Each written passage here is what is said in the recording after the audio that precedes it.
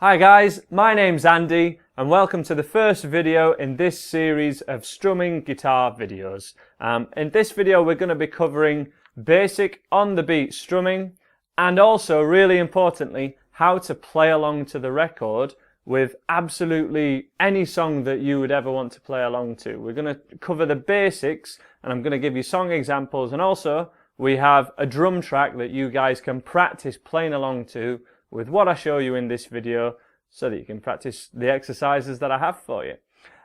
So first of all, to understand about strumming, we have to understand what a beat is, what are bars and beats. Some of this I have gone through before in other videos, but I just want to, as I say, cover the absolute basics to make sure you have a fundamental understanding of this. And even if you're maybe at a higher level where you can do some strumming, this video is going to be useful for you because of the extra things that we're going to be covering a little later on to make sure that you can get all the concepts that we're going to be doing throughout this beginner strumming course.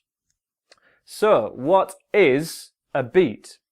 Well, a beat is a pulse through the music, a regular pulse. And for example, if your favourite song comes on and you nod your head to it or you tap your foot to it, you're probably nodding your head to the beat. There doesn't have to be something playing on the beat for it to be there, but it runs throughout probably every song you have ever heard. Even if it feels like there's maybe no regular pulse, everything you can hear is probably to a count. And 99.9% of pop songs are to a count of 4. So if we have a regular pulse, we can put that to a count of 1, 2, 3, 4. And it is this count of 4 that we call a bar. Now, the simplest strumming pattern that we can do, whenever we're playing along to any song, is probably just one strum per chord. Really handy whenever you learn a new song to just strum each of the chords that are listed on your chord sheet once, just to get a feel for it. I'll be covering how to change between different chords in different videos. Here I'm just focusing on the strumming. But if we just, for this first video, the first 2 chords that are in my beginner's course are E and A. So we have our first E major chord, which should be the first chord that you've learned if you've taken lessons with me. And we're just going to strum this on beat 1 to start with, to a slow count, to my count, and then I'd like to practice this along to the drum track, and you can even practice it along to a real song, which is Buffalo Springfield, For What It's Worth, as I'm sure a few of you will know. You may have seen that video. But as I say, this course is going to kind of continue from that video, and we're just covering the basics here. So, as an example, we have 2, 3, 4, 1, 2, 3, 4, 1, 2, 3, 4, 1. Every beat 1 that happens, I'm strumming an E chord. And that would be written as a line, which is our bar line, an E, and then another bar line at the end. So we have line, E, line. That represents 1 bar of E. But all of these strumming patterns that we cover, we're only given them for 1 bar, and then we have to get the concept that these repeat for however many bars end up being in the song. And when we strum once per bar, these are called spreads. So this is a spread. 1, 2, 3, 4. A spread spreads throughout the whole bar is the way to think about it. Now, how do we hear? Straight away, let's get us playing along to some real music rather than just along to me. How do we hear the beat in a song? Well, of course, as I've just said, if you're nodding your head to a song, then you're nodding your head on the beat, okay? It's more than likely.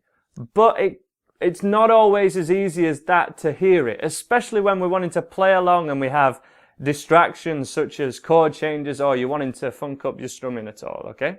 So what I have here is a really simple drum beat so that we can hear this in real music. And we have a 2-bar counting, which counts 1, 2, 1, 2, 3, 4. And then we have a simple drum beat, which basically is kick, snare, kick, snare. And this sounds like this. 2. So this is our counting. 1, 2, 3, 4. Kick, snare, kick, snare. 1, 2, 3, 4. 1, 2, 3, 4. 1, 2. And as a song example that this drum beat would happen in, I always think of Back in Black. Something to nod your head to, you know. Okay? And those two sounds always, always, always happen on the same beats. I can't stop my drum kit here. There we go. So we have the kick drum starting the low note, the bass drum, on beat 1 and 3. 1, 3. A really low thud, which is called the bass drum. And then we have a snare sound, which is happening on beats 2 and 4. 1, 2, 3, 4. And that always happens. Even if the drum kit gets more complex, those fundamentals still tend to be there. They maybe, you know, happen a little bit after the beat and a little bit before it, maybe with the kick drum. But the snare always happens on 2 and 4. And this is how you can hear the rhythm in a song. Hear the beat, hear the count in a song. You need to listen to the drums. Even if the drums are really quiet, you're not going to hear the guitars likely if you're strumming away all loud. There's also a cymbal on this drum kit, this drum loop that I've provided for you guys. If you'd like to hear it, I'm going to leave a link in the top corner for you guys to click, or down in the description. It'll be on another YouTube video, so you can stay on YouTube and cover all these strumming videos. There'll also be a playlist of all these videos. But yes, first of all, there'll be a cymbal every 2 bars. So we've got a count of 4. 1, 2, 3, 4, 1, 2, 3, 4, cymbal. And that you can use just as a checkpoint, just to make sure you are actually strumming on the beat. So first of all, just take an E major chord. If you're a little bit more advanced, you could take a bar of E and a bar of A when you're practicing this in your own time, or any 2 or 4 chords that you want, really. But I do want you to get the concept that we want a short phrase, 2 chords, 1 chord, or maximum number of 4 chords.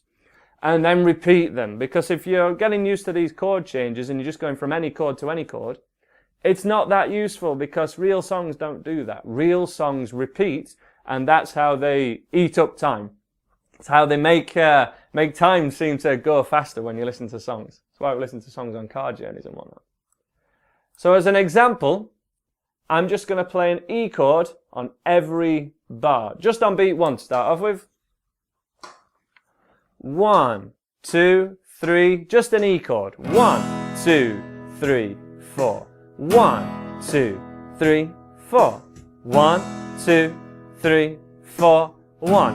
And if you're really confident, you can change from an E, 1, 2, 3, to an A, 2, 3, 4.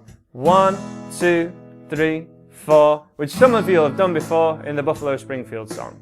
1, 2, 3, 4. 1, 2, 3, 4. 1. Last time. 3, 4. 1, 2, 3, 4. And stop there. So that drum track lasts a couple of minutes, which is an exercise you need to be able to do. You need to be able to keep those chord changes going on beat 1 for a full 2 minutes. If you can't do that, then you can learn as many chords as you want, but you're not going to be able to play along to real songs, okay? So we need you to do this for every strumming pattern that you learn. We need to learn to repeat it. But let's make it a bit more interesting than that. Let's go straight for every beat. So every time you hear kick, snare, we want to be playing a down strum. Has to be down strums. We always have down strums on the beat as a rule with strumming. Doesn't matter what strumming pattern you're going for, how complex it may be, I can guarantee that down strums will be happening on the beat, okay? It's really, really rare that that doesn't happen. So let's have a demonstration of this. 2, 1, 2, 3, a bar of E, 1, 2, 3, and a bar of A, 2, 3, 4. 1, 2, 3, 4. 1, 2, 3, 4. E, 2, 3, 4. A, 2, 3, 4. 1, 2, 3, 4. And end on the E. Pause there. Good. So if you could play along to me, great stuff, okay? You're doing really well. This does not want to stop at all.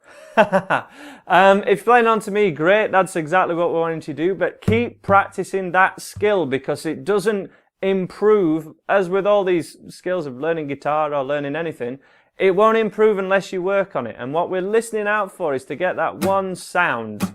We're trying to make sure that we're getting the sound of our strum at exactly the same time as the drum beats hit, as the kick and the snare. Now, if that was a little too quick for you, you need to make sure that you're playing just one strum per bar, but being really strict with yourself that you're playing on beat 1. And remember, when you come back to the E, or if you want to stay on the E a little bit more, you have that cymbal on beat 1. 1, 2, 3, 4. 1, 2, 3, 4. Cymbal to use as a checkpoint to make sure that you're on beat 1. But if nothing else, if you really are, stuck and you're thinking, oh, these chords are a bit too much for me, or if you're kind of good at changing chords, but you're thinking, how do you tell? How do I know if I'm in time? Because I can't see you guys playing, okay? This is a one-way thing. You can, of course, freely send me videos. Check out the Facebook page, Leeds Guitar Tutor for the Facebook.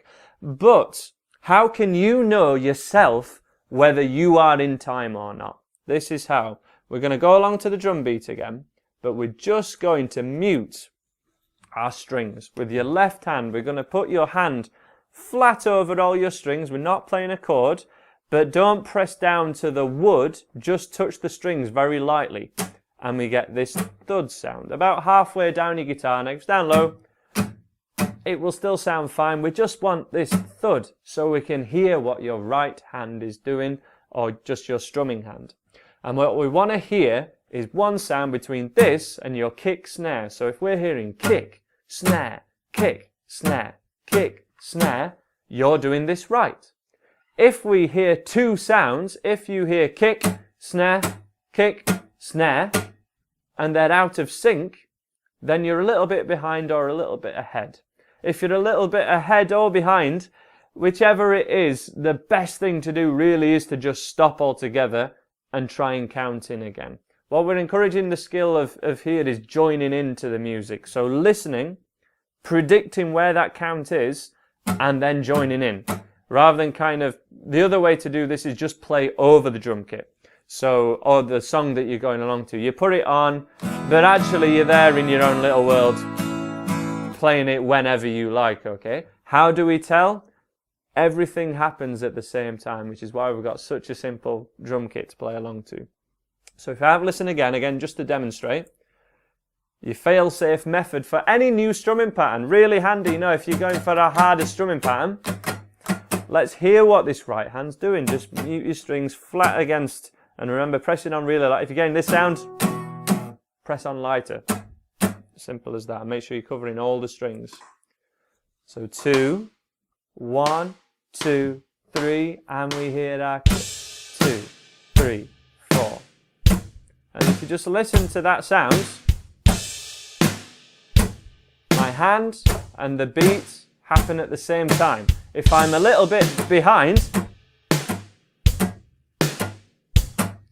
it kind of straight away just sounds bad, but you hear, if you listen really carefully, you can hear two sounds. Listen. Purposefully out of time. And what would likely happen there is you'll just drift and drift and drift, and it won't sound good. So you need to be really strict. Maybe tap your foot as well. Tapping your left foot if you're a right-handed guitarist is really handy, because then your guitar's not bouncing up and down. So the opposite side, the knee that's not got your guitar on it. And we're just making sure that we can hear that one sound. And therefore,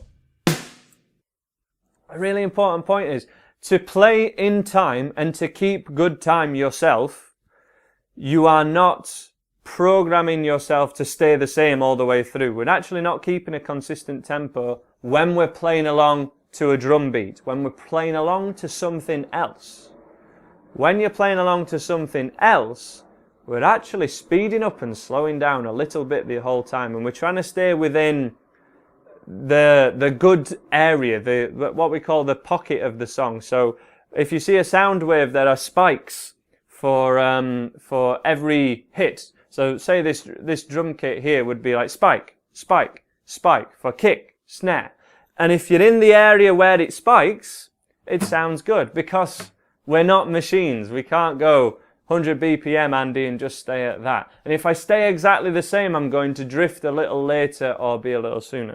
Of course, if I'm just practicing on myself, unaccompanied, I'm trying to keep the best time that I can. I'm trying to stay the same. But for this exercise, for playing along to something else, and this will be the same when you go do this same exercise along to Buffalo Springfield, for what it's worth, the first song in my beginner's course, which is just a bar of E or a bar of A, or any of the songs, any song you ever want to play along to, you've got to make sure that everything is happening at the same time. That kind of includes pressing down on your chord at the same time as your strum. If I'm strum 2, 3, 4, and then I change chord early before that beat, that's going to knock you out of time. Of course, for most people, when you're first learning, your chord hands are a little slow, maybe. But often, when we get better, when we practice this stuff, most people for the higher level strumming patterns are actually ahead. They're ahead of the beat. They're too fast. Imagine being able to play guitar too fast, right? That'd be nuts. But it happens within a few weeks. People get the hang of this, and then they're racing ahead. Every song some people learn, they learn it way too fast. You know, people go for Wonderwall, and they're way ahead. You know, everything's rushed, and therefore the changes are sloppy. But if you can play along to the record with near as damn to every song that you ever learn, it eradicates that and gives you good time, and it means that you'll be able to play along to anyone else as well. It's the best practice for jamming with other people, which must be something that at least some of you want to do at some point. The best practice for that is playing along to the record.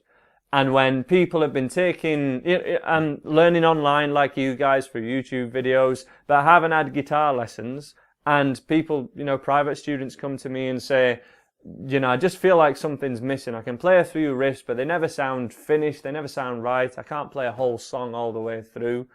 It's normally the fact that they haven't learnt the skill of playing along to the record that is holding them back from improving anymore.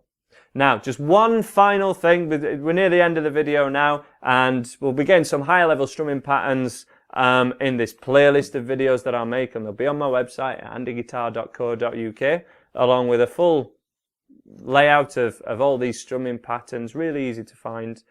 But one last thing, when you're playing along to the record, you cannot join in straight away as soon as you hear the first chord, because as soon as you've pressed play, the song started. So whatever the first chord in your song is, it's gone. Here we have to bear in mind that pop music repeats. Any guitar riffs are going to repeat. And we don't play the first repetition of it. We don't play the first time it happens.